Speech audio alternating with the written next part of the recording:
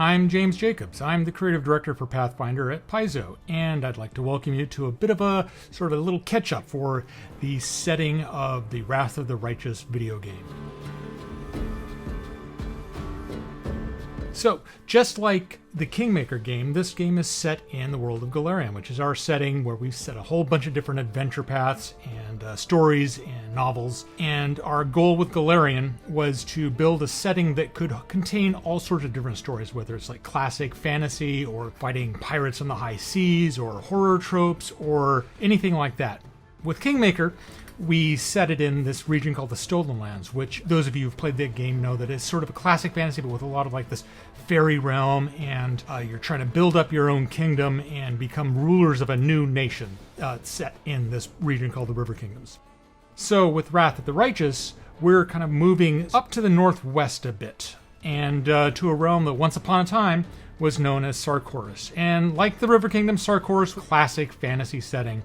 That is, up until just over 100 years ago, when all sorts of just bad things happened. This is what we call the onset of the Age of Lost Omens. At this time, the god of humanity, Erodin, was killed or died under mysterious circumstances. A perpetual hurricane churned to life down in the southern seas. Storms racked the entire planet. The entire world of Golarion was just thrown into chaos. And in the region of Sarkoris, a huge just earthquake struck, and these cracks and rifts opened up the ground. The entire world just opened up, and a lot of people thought it was the end of the world. And in fact, it was this thing that came to be known as the Worldwound, a breach in reality between Golarion and this realm called the Abyss, which is where the demons live. And these demons started just pouring up out of this crack in the world. The demons themselves are these supernatural creatures that are formed from the souls of mortals who have been sinful or evil or cruel or just different sorts of just awful ways humanity or other mortal creatures can behave. And they're ruled by these creatures called the Demon Lords, extremely powerful demons. Creatures like Baphomet, who is a powerful demon associated with beasts and labyrinths, or Nocticula, who is a demigoddess of assassins and succubi and lust. Ereshkigal, who is a demon lord of riddles and magical portals. And then there's also Deskari, who is a demon lord associated with locusts and infestations and chasms. It was Deskari who caused this world wound to form in Sarkoris. It just cracked open, and then all these demons just kind of boiled up.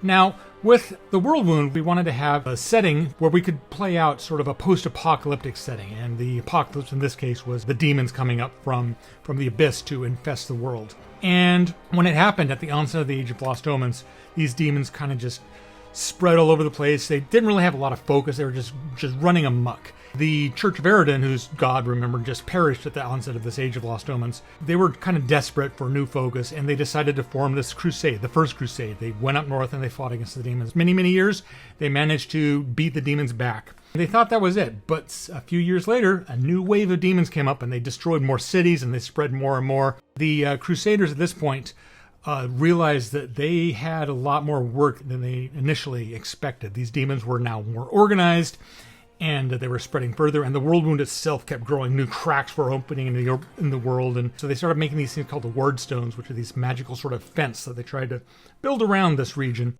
They managed to contain the demons, but not before the entire nation of Sarkoris essentially fell into ruins. And the demons were contained again for a while.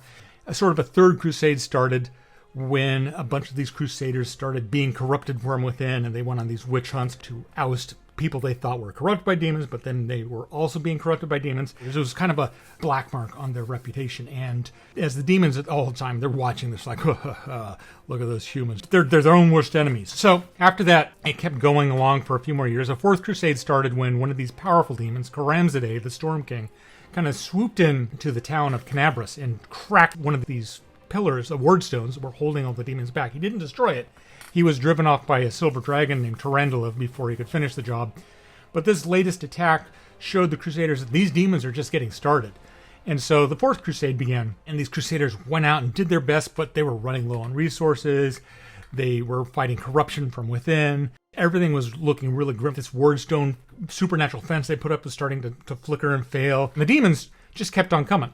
That crusade went on for a few more years. It kind of just petered out. And now, in the modern era where this game takes place, things are looking pretty bad. And at this point, word of maybe a fifth crusade may be starting.